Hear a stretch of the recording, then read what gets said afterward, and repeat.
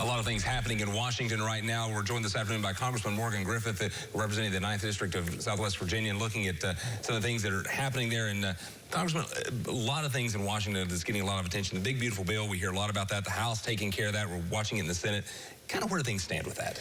Well, the Senate came out with some changes to the bill. Philosophically, I agree with some of those, but remember, when it passed the House, it only passed with one vote. So while I don't like what's called the SALT tax, state and local tax provisions that were in the House version, I swallowed that toad, as we say, in order to get the bill across the finish line, because I think there's a lot of really good stuff in there for middle-income Americans, taxpayers, et cetera.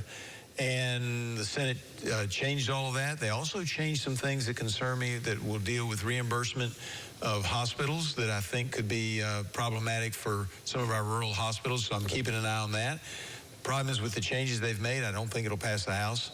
Okay. So we've got some bumps in the road. Hopefully the leadership is negotiating that as we speak. If not, we'll take a vote fairly shortly after they do, and we'll go into a negotiating process. As the system works, the House and the Senate have to be in agreement. Exactly. Right now, we're not in agreement, but hopefully we'll get it worked out. How important is it for the president's agenda that this moves forward, or that in some way you move this forward? I think it's extremely important, not only for the president's agenda, but for the American people, because what we did was we made some tax cuts back in 2017.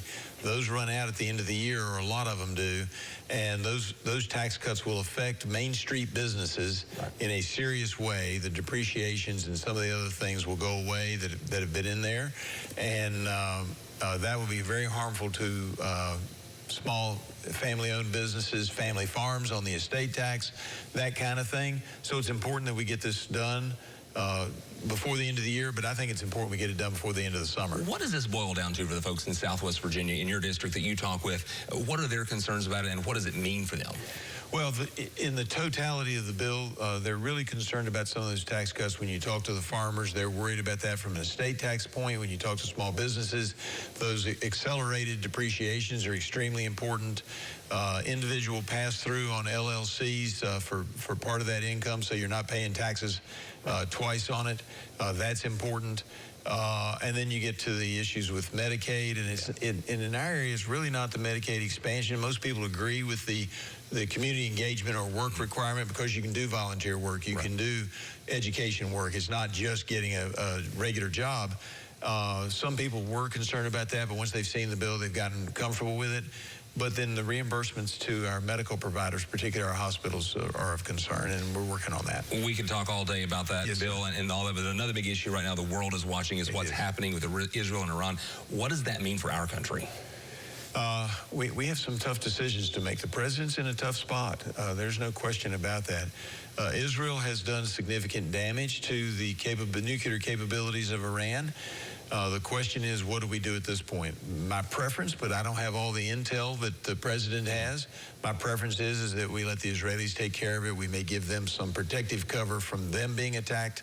But the other option is to go in and have America involved. If we do that, and that's not my preference, but if we do that, I would advise the president, go in big, go in fast. Don't plan to stay there, but go in, use the bunker buster bombs, take out their nuclear capabilities now and forever, and get out.